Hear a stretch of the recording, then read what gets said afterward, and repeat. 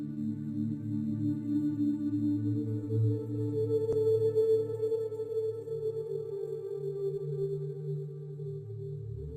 question debated since ancient Athens and raised by Plato when examining why be virtuous if virtue does not grant personal advantages, is still relevant today.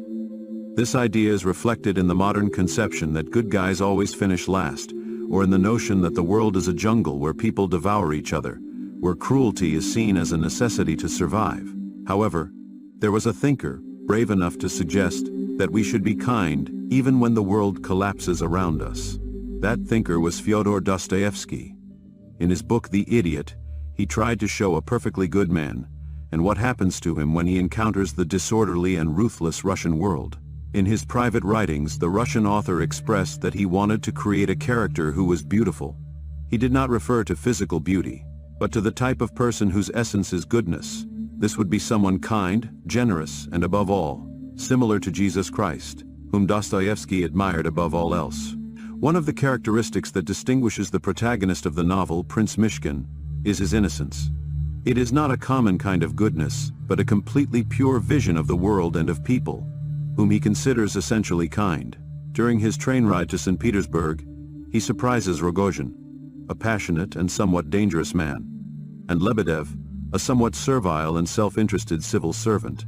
Mishkin is ready at any moment to bare his soul to a stranger, which leaves them both impressed and bewildered. This innocence also sheds light on some of the crueler parts of high society. For example, Mishkin's insistence on treating everyone, from the humblest servants to the greatest nobles, the same way, with respect, kindness, and a slightly informal air. Mishkin enters the novel as someone oblivious to the distortions imposed by social norms. In this respect, he resembles the Christ of the Gospels, who looked into people's souls rather than at their appearance or social status. Throughout the second part of the novel, it becomes apparent that no matter how direct and kind the prince acts, he always seems to upset someone or cause some kind of unwanted pain. An example of this attitude is when Mishkin offers financial support to those trying to take advantage of his inheritance. This offends the bandits so much that they interpret his attitude as contempt, just as it offends the nobility, who perceive his kindness as an unacceptable display of weakness. Such an act upsets the order of their social world, where such actions are not allowed. Mishkin should have been offended, indignant, or challenged such people, but certainly not been kind to them. Both sides see him as either an idiot or a dangerous element in society, precisely because his principle of treating everyone with the same kindness makes him an unfaithful ally to any group or faction of high society. The idea that Mishkin's continued kindness towards Nastasia is simply because he genuinely wants the best for her is absurd to Ganya, an ambitious young man struggling to improve his social and economic position. Nastasia, a woman scarred by a dark past of abuse and manipulation, is seen by Ganya as someone best avoided or dominated for personal gain. When they don't see Mishkin as a possible threat, most people basically consider him stupid. It's as if everyone looks at him and tells him in a condescending way, "All this stuff about kindness is okay, kid." But when you enter the real world, of course, it is assumed that the real world, by its nature, must be cruel and demand cruelty. The prince eventually begins to come around to this way of thinking a bit. He continues to act in a kind and selfless manner, but is now much less optimistic that anything truly good will come of it, or even that it is the right thing to do. As the novel progresses, Mishkin becomes deeply skeptical that his kindness can ever be reconciled with Russian high society. But still, he stands firm in his attitude. When at the end of the novel he ends up alone and destroyed, the question that lingers is, was it all worth it? Was this a noble rebellion, a last attempt to contradict an unjust world? Or was it simply the story of an idiot, unable to recognize the hopelessness of his lone crusade? Dostoyevsky's contempt for the values of his time is more apparent in The Idiot than in any of his other works. We can also recognize many of these flaws in our own society. One immediate contrast in the novel is between Mishkin and the other characters. Unlike them, he is not interested in appearances, something that almost always works against him and contributes to him being considered a fool. This theme is particularly relevant in his relationship with Ganya, who, although engaged to Nastasia out of financial interest, feels a more genuine love for Aglaya, the youngest daughter of the aristocratic Epanchin family. However, his ambition for money and status prevents him from being with either of them. Even in the case of Hippolyte Tarantev, a young nihilist on the verge of death, the obsession with image and social honor appears. After failing in his suicide attempt, Hippolyte feels no regret or desire to live, but rather shame at the possibility of being seen as a coward in his last days. Dostoyevsky shows how this concern for reputation can cloud even the clarity that the nearness of death should bring. We spend an awful amount of time seeing ourselves through other people's eyes, viewing ourselves as objects to be admired or condemned, rather than as agents capable of loving, being kind, and having virtue or vice. In The Idiot, the main conflict revolves around one of the oldest and most problematic human tendencies. In traditional analyses of the novel, the character of Ganya is supposed to represent a vain and self-centered love, Rogozhin a passionate and violent love, and Mishkin a selfless and spiritual love. Despite this, I also want to focus on the significant figure of Nastasia Filipovna and how she reacts to each of these types of love. After all, love is an interaction between more than one person, and Nastasia's own character helps explain why the ideal type of love exemplified by Mishkin goes so terribly wrong. We've already discussed what Ganya wants from his relationship with Nastasia. His love, if it can be called that, is directed exclusively at what he can gain from being with her. On the other hand, Mishkin's love, in most interpretations, is practically selfless. In fact, at many moments he denies being truly in love with Nastasia, at least in the way most people would understand it. With Nastasia, he desperately wants her to acknowledge that she is worthy of appreciation, affection, and love. Mishkin has a unique impact on Nastasia. His opinion of her affects her deeply since he is able to see her as she is. Despite this, she does not choose him. Instead, she decides to be with Rogozhin. Although it could be interpreted as a leaning towards the bad boy, the matter is more complex. Nastasia has a distorted vision of herself, marked by the abuse she suffered in her youth at the hands of Totsky, a man of power who took advantage of her when she was just a girl. Accustomed to social shame, she assumes it as an act of rebellion, although deep down, she harbors a deep hatred toward herself. Her choice of Rogozhin seems to be an act of self-punishment, seeking to atone for a sin that she did not really commit.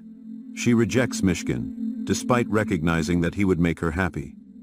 I believe this is mainly because she does not believe that she deserves happiness. One of Freud's theories that has surprisingly endured is the idea that we seek not necessarily what is good for us, but what seems correct to us, because it is familiar, or because we feel that we do not deserve anything better. This transforms the perception of the violence inflicted on Nastasia, as well as that of Rogozhin, from being a clearly unfair imposition to something that, for some, seems simply the way things should be. In contrast, Mishkin's genuine concern for Nastasia's well-being seems completely undeserved, and as a result, disturbing. I believe we can recreate this same kind of behavior on a smaller scale in our own lives, and it's something we need to be wary of. Here, we see how Mishkin's kindness has the opposite effect than expected. Although initially Nastasia finds his affection comforting, over time, this affection increasingly distresses her. Mishkin's love is part of what pushes her into Rogozhin's arms, and therefore to her death. Human cruelty, in The Brothers Karamazov, is exemplified by Ivan Karamazov's famous line. Ivan describes humanity as the cruelest animal, not just because we are cruel out of self-interest, but because we turn cruelty into a kind of sport for our own enjoyment. We ingeniously devise new means of tormenting one another, and this is far more insidious than the simple brutality employed by the animal kingdom, even though the latter's cruelty is often bloodier. One of Dostoyevsky's main themes in The Idiot is to show just how far people can go into cruelty without even realizing it. The clearest example of this cruelty is the treatment of Nastasia. Despised as a fallen woman, she is denigrated by almost everyone. Even the kindest characters question her honor and accept her image as dishonored. This is despite the fact that Mishkin told the story of Marie, a young woman in Switzerland who suffered similar treatment, until he managed to get the children to appreciate her. His friends admire the story and recognize the injustice towards Marie, but they do not apply that lesson to their treatment of Nastasia. They claim to value the prince's kind approach, but this only happens in theory. His love and kindness are mostly just words, rarely put into practice, especially when it comes to people who are considered socially untrustworthy. This human tendency was also observed by C.S. Lewis, who noted that people profess noble feelings in an abstract way, only for them to remain as mere sentiments. It was also commented on by Kierkegaard, who spoke about the double mentality of only half committing to our principles, abandoning them at the slightest pressure. Members of high society engage in a kind of double thinking, where theoretically they are great admirers of Mishkin's humble Christian approach. But that is only until they notice that sometimes it goes against them socially. Dostoyevsky is often seen as a great critic of atheistic, materialistic, and nihilistic philosophies, and this is definitely true. For him, Christianity was not just a metaphysical doctrine, but a way of life. Yet Dostoyevsky is equally critical of the kind of Christianity that is only lived in theory. He is even more critical of those Christians who use their faith as an opportunity to acquire worldly power. The characters in the novel are not atheists, but their faith and morality are so often forgotten that they could almost be considered as such. In fact, they show much more bitter hostility toward Mishkin's approach.